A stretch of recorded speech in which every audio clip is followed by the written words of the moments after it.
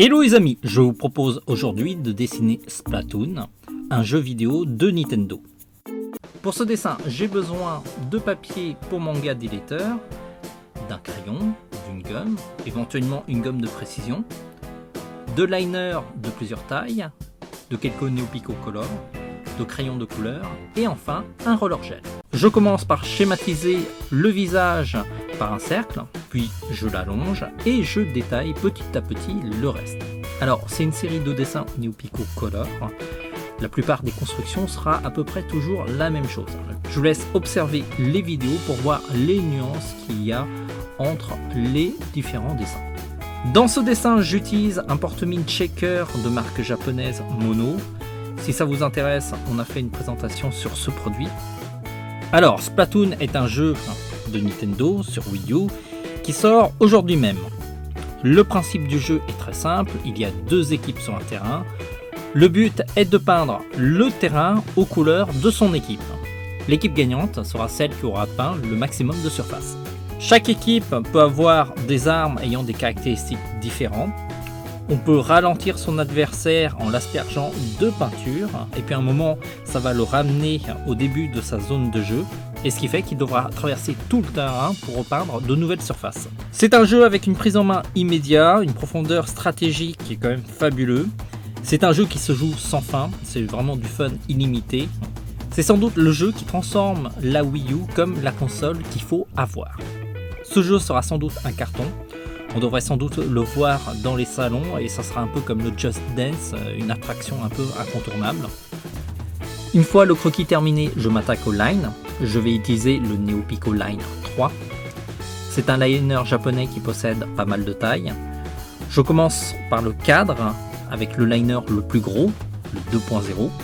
Ensuite, je réalise le line du personnage avec un liner de taille 0.5. Ce n'est pas le liner le plus fin qui existe. Il existe des liners encore plus fins comme le 003. Alors j'ai choisi le 0.5 parce que je trouvais que les traits se voyaient beaucoup mieux sur les vidéos. Je vous recommande la taille 02 ou la taille 03 si vous débutez. Sinon, si vous avez plus de moyens, le top c'est quand même d'avoir un set de plusieurs tailles de liner. C'est toujours utile. Une fois le line terminé, je gomme grâce à une gomme en bloc. Je vous conseille la gomme Dust Free de Faber-Castell ou la gomme japonaise Mono. Le masque du personnage est en noir. J'utilise pas un feutre pour le colorier, mais un liner. Comme ça, au niveau du noir, ça sera le même noir au niveau du contour et du masque. Il n'y aura pas de contraste différent puisque c'est la même encre.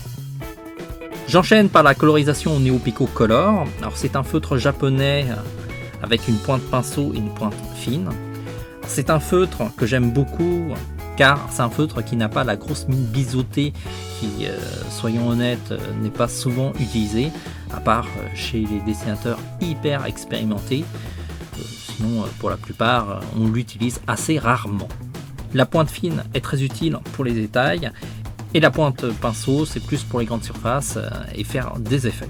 On a aussi fait une présentation de ce produit. Si ça vous intéresse, cliquez sur ce cadre. La colorisation de ce dessin est assez basique. Le design du jeu est très simple. D'ailleurs, c'est vraiment une réussite. Je trouve que l'impact visuel est très fort. L'idée du KMR est vraiment très intéressant et ça colle pile poil avec le gameplay. En tout cas, l'équipe qui a fait ce jeu doit être assez fière de leur travail. Alors d'habitude, je vous conseille de prendre du papier layout pour les travaux au feutre, mais pour cette série de dessins au Neopico Color, je vais utiliser du papier manga d'éditeur. Alors ça a des avantages et des inconvénients. Je vais commencer par les inconvénients. Alors c'est un type de papier qui boit un peu plus que du papier layout. Du coup, si vous voulez utiliser vos feutres plus longtemps, il vaut mieux revenir au layout. Sinon, ça a aussi des avantages. Alors sur le papier layout, il faut faire les contours en dernier parce que sinon ça bave.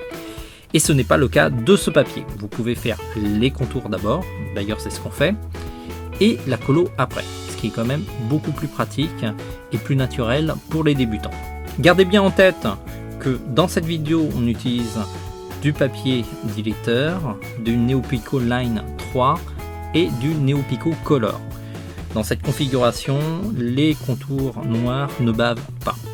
Si vous prenez d'autres produits, c'est d'autres conditions. Et donc au niveau du rendu, ça ne sera pas la même chose. Il faudra tester si les couleurs bavent ou pas. Une fois les couleurs placées, j'ajoute des nuances au crayon de couleur. Il n'y a que le crayon blanc qui devrait être plutôt de la gamme Beaux-Arts, sinon vous pouvez prendre aussi un crayon de fusain blanc. Je finalise le dessin avec des touches de lumière au roller gel. Merci d'avoir suivi cette vidéo jusqu'au bout.